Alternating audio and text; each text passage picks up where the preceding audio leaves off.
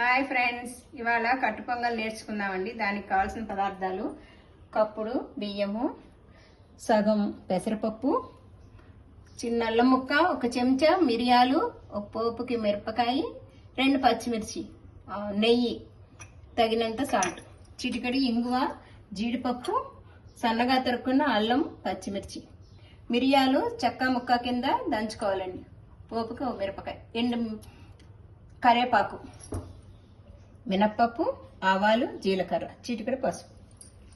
ఇప్పుడు స్టవ్ వెలిగించుకుందామండి.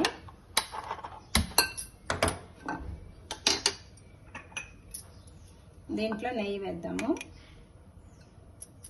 నెయ్యి ఎంత వేస్తే అంత బాగుంటుంది కమ్మగా. 3 స్పూన్లు బాగా ఫుల్ వేద్దాము.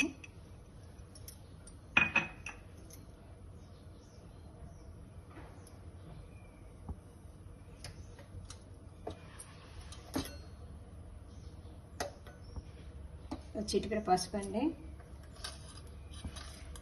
చెంచా మినపప్పు, ఆవాలు, జీలకర్ర. ఇది బాగా వేగాలి.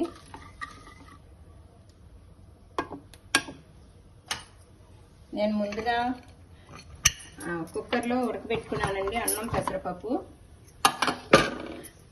1 కప్పు బియ్యానికి 1/2 కప్పు పెసరపప్పుకి 6 గ్లాసులు నీళ్ళు పోసుకోవాలండి.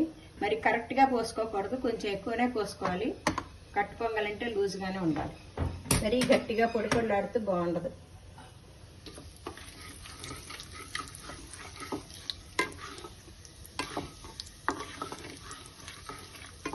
ఇలా వేయించుకోవాలి. మినపప్పు కలర్ రాగానే చిటికెడు ఇంగు వేసుకుందాం.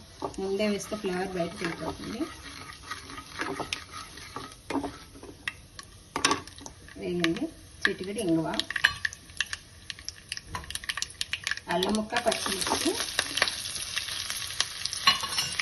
జీడిపప్పు సిమ్లో పెట్టుకోండి.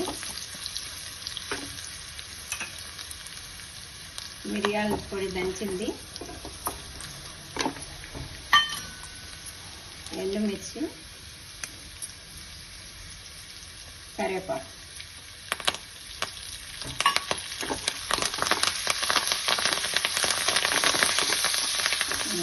జీడిపప్పు క్రీమ్ కలర్లోకి వచ్చే చాలు, మరీ ఎక్కువ కలర్ వస్తే బాగుంటుంది కమ్మకు.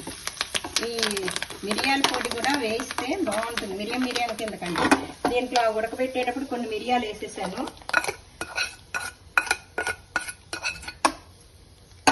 అన్నం ఉడికించేటప్పుడు ఇది ఇలా కలుపుకోవాలి. స్టవ్ ఆపేయాలి. ఇది అడుక్కి పైకి కలుపుకొని అన్నం ఉడికించేటప్పుడే తగినంత సాల్ట్ వేసేసుకోవాలండి. కొంచెం మిరియాలు, సాల్ట్, చిటికెడు పసుపు వేసి ఉడికించేసాను. మర్చిపోకుండా 6 గ్లాసులు మటుకు నీళ్ళు పోసుకోండి. అప్పుడు ఇలా ఉంటుంది.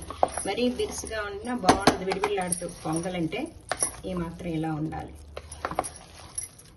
అంతే అండి. దీన్ని కప్పులోకి తీసుకొని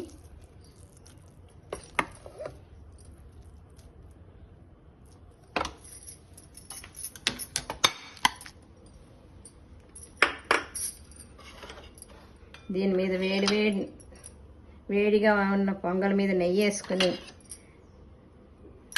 ఇలా ఇచ్చారంటే చాలా బాగుంటుంది. దీంట్లో చట్నీ కూడా నంచుకోవచ్చు, అవసరం లేదు. నెయ్యి వేసుకున్నాం కాబట్టి దీంతో ఇలా తింటేనే కమ్మగా ఉంటుంది. ఇష్టమైన వాళ్ళు కొబ్బరి చట్నీ వేసుకోవచ్చు. లైక్ చేయండి, షేర్ చేయండి, సబ్స్క్రైబ్ చేయండి.